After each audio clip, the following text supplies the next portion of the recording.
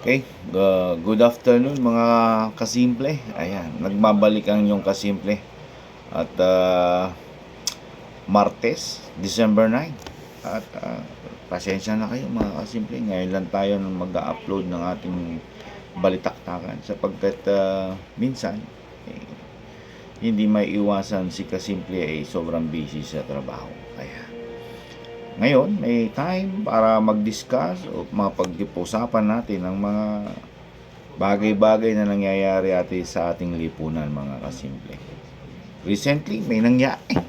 Yung si Tony Guanzon, yung dating sa Comelec, nagwala. Nagwala sa isang mall dyan sa Makati. Anyway, ayon sa in-upload ng isang citizen sa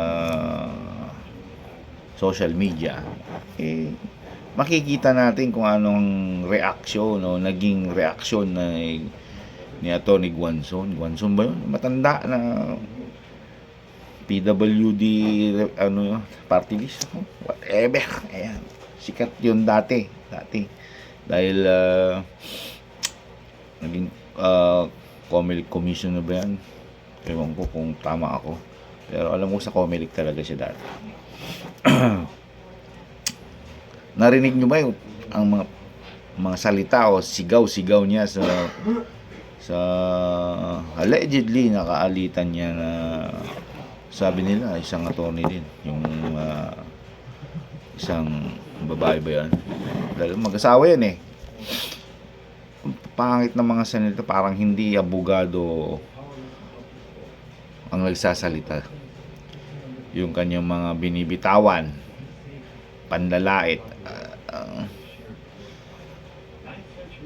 sa isang normal na tao, sabihan ka lang na magmas ka o whatever, na hindi mo naman ikamamatay dahil alam ng nagsasalita na baka maapektuhan siya. Karapatan niya yun, di ba?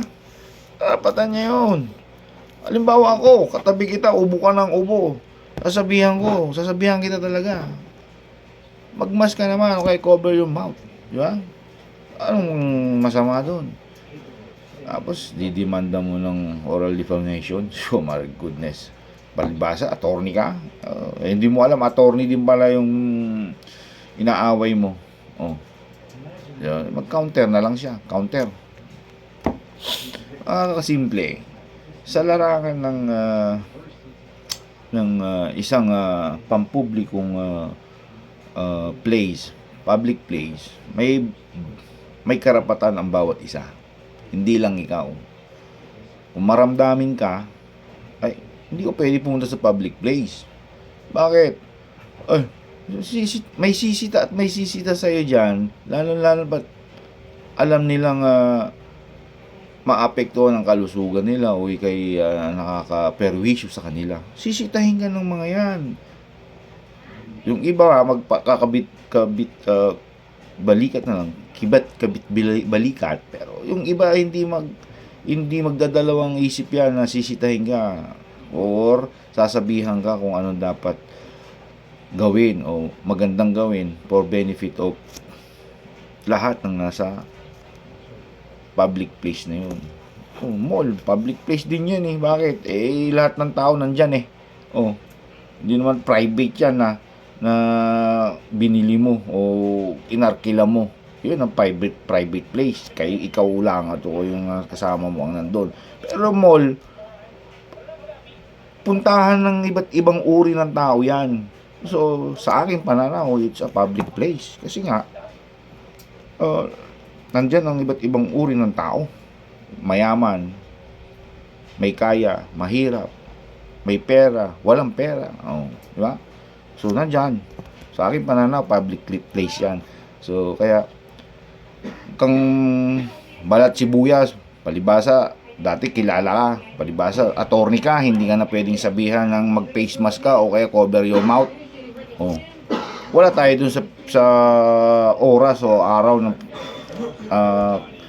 pangyayari, pero ayon sa mga mga bali-balita, yun ang nangyari. Sinabihan lang siya na mag-cover your mouth o mag-face mask.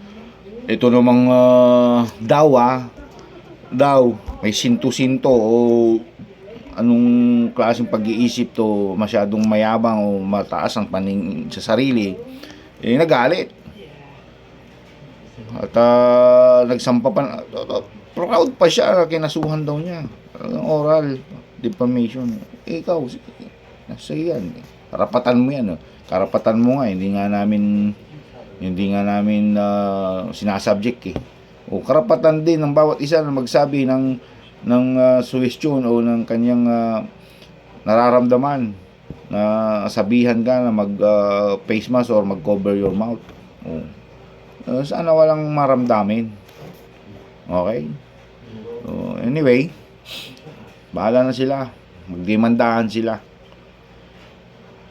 Pero sana mga kasimple, di ba, tayong mga simpleng mamayan, pag sinabihan tayo, cover, takpan mo naman yung bunganga mo o bibig mo kung uubo ka, di ba?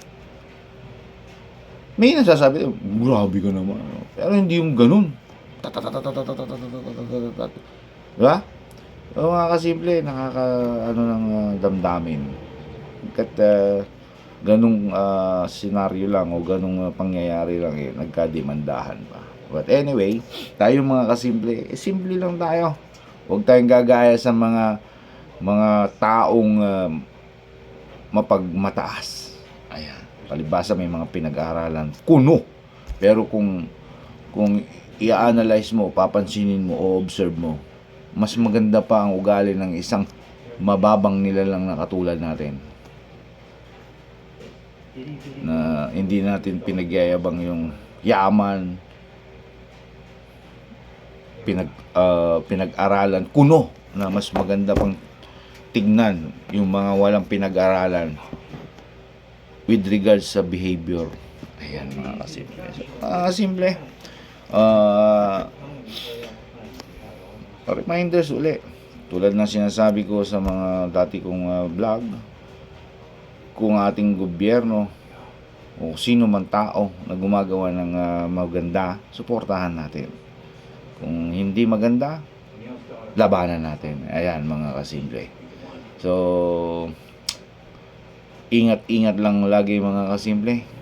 Ayan, sapagkat marami pa tayong dapat obserbahan sa ating pamahalaan, and of course sa ating kapaligiran. Ingat, till next video mga kasimple. Bye bye.